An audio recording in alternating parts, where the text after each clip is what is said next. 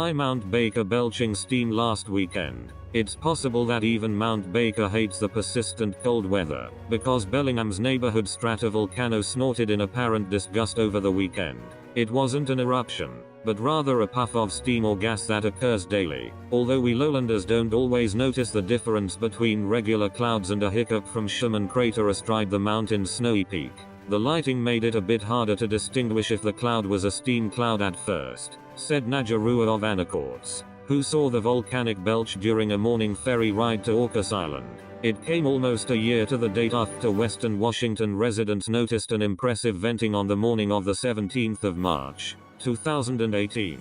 The lighting wasn't as good as last year, but my hubby and I were commenting on it and I took a few pics from the outside deck, Rua said via Facebook Messenger. Mark Swinson of Bellingham photographed the venting about a half hour before dawn from Ferndale Road, as a small lenticular cloud swirled in the golden sky above the 10,781-foot mountain that's about 30 miles east of Bellingham. It was Saturday, early in the morning and lasted for a good couple hours, Swenson said via Messenger. I've seen a little venting in the past, but not to that degree. Tucker, of the Mount Baker Volcano Research Center and a research associate in the geology department at Western Washington University, said the active volcano vents gas constantly. Monday, Tucker said winter is often the best time for lowland residents to see the gas plumes. Gas plume visibility is enhanced in winter with temperature contrast between the gases, largely steam, and the atmosphere, Tucker said. Sunlight from behind the plume helps with visibility, so it is usually more notable in the morning.